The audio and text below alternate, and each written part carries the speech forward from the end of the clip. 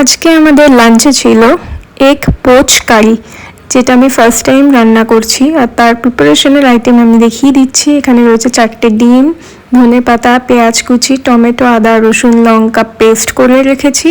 আর কিছুটা টমেটো আমি গোটা রেখেছি। আমার কিছুটা টমেটো মুখে পড়লে বেশ ভালো লাগে রান্নার মধ্যে। আর এবার চলো রান্নাটা বসিয়ে দিই। কড়াইতে দিয়ে দিচ্ছি প্রথমে বেশ কিছুটা পরিমাণে সর্ষের তেল, দিয়ে দিচ্ছি এখানে কিছুটা জিরে, আমি এখানে সাজিরে ইউজ করেছি, তেজপাতা, আর গোটা গরম মশলার মধ্যে দিয়েছি দারচিনি আর এলাচ, আমি এখানে লবঙ্গ দিইনি। এবার এই মশলাটাকে একটু নেড়ে চেড়ে নিয়ে এবার একে একে দিয়ে দেব। ফার্স্টে দেব পেঁয়াজ কুচি, আমি একটা বড় সাইজের পেঁয়াজকে এখানে কুচি করে নিয়েছি, সেটা দিয়ে দিলাম।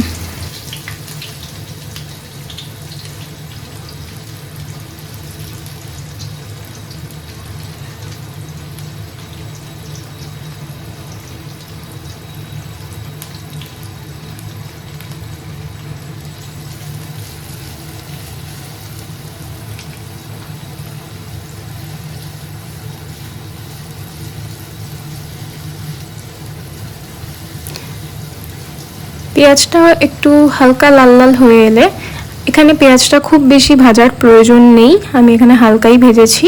তো তারপরে দিয়ে দিচ্ছি যে পেস্ট করে রাখা মশলা, আদা রসুন আর লঙ্কা আর কিছুটা টমেটো, সেই পেস্টটা এবার দিয়ে দিলাম। এবার যতক্ষণ না মশলার একটা কাঁচা গন্ধ বেরোচ্ছে ততক্ষণ এটাকে একটু ভালোভাবে কষিয়ে নেব।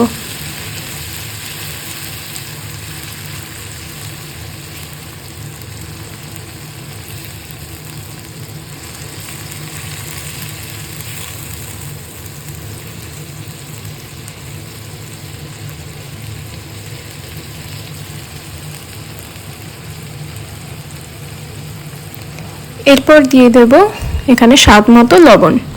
আমি এখানে লবণটা আমার আন্দাজ মতো দিচ্ছি, যদি আমার পরে প্রয়োজন মনে হয় তখন আমি দিয়ে দেব। দিয়ে দিলাম এখানে হলুদ গুঁড়ো।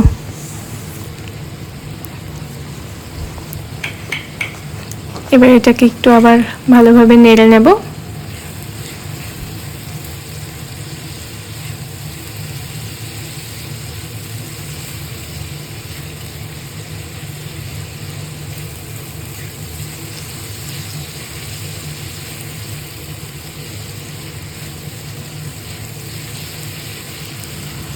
যেহেতু আমি একটু মিডিয়াম আঁচে করছিলাম, তলাটা যখন একটু লেগে আসছিল, তো তখন আমি মশলা ধোয়ার যে জলটা সেটাও এর মধ্যে দিয়ে দিলাম।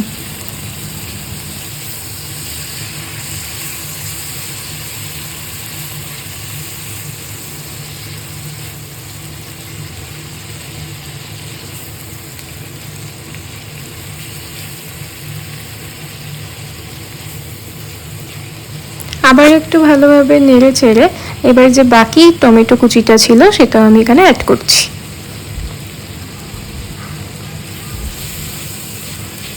যেহেতু আগে থেকে এতে লবণটা দেওয়া আছে, তো টমেটো কুচিটা তাড়াতাড়ি এখানে গলে যাবে। এবার আমি একে একে গুঁড়ো মশলা অ্যাড করব। দিচ্ছি এখানে কাশ্মীরি লাল, আমি এখানে কোনো ঝাল লঙ্কার গুঁড়ো ইউজ করিনি। দিচ্ছি এখানে ধনে গুঁড়ো, জিরে গুঁড়ো।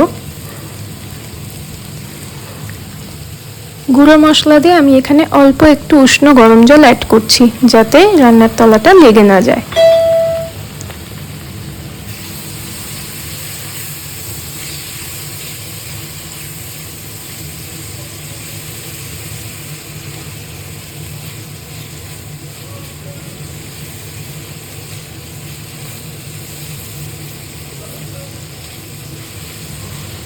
এখানে আমি চিনির পরিবর্তে ইউজ করছি আখের গুড়ের গুঁড়ো।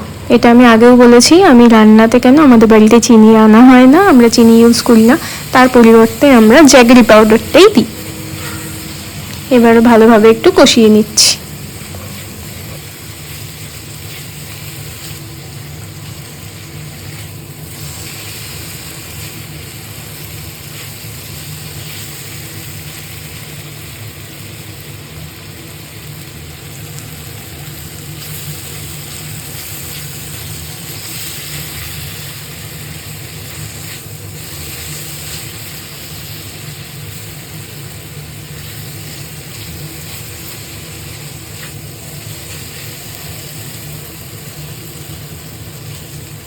2 থেকে 3 মিনিট ভালোভাবে কষিয়ে নেওয়ার পর এবার আমি অ্যাড করে দিচ্ছি উষ্ণ গরম জল।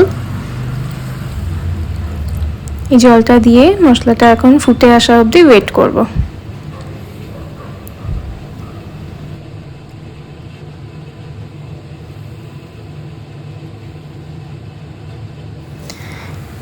এবার এখানে অ্যাড করে দেব শাহি গরম মশলা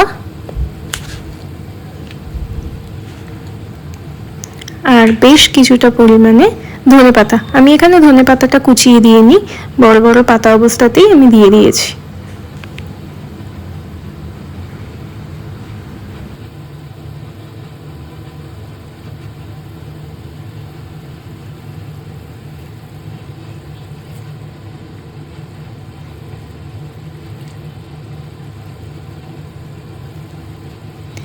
এখানে আর বিশেষ কিছুই অ্যাড করার নেই।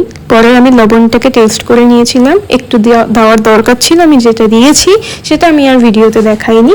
তো এবার আসল যেটা সেটাই অ্যাড করব, ডিম।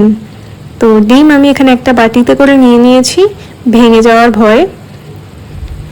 তো সব ডিমগুলো ভালোভাবে দিতে পারলেও লাস্ট ডিমটা আমি ভেঙে ফেলেছি।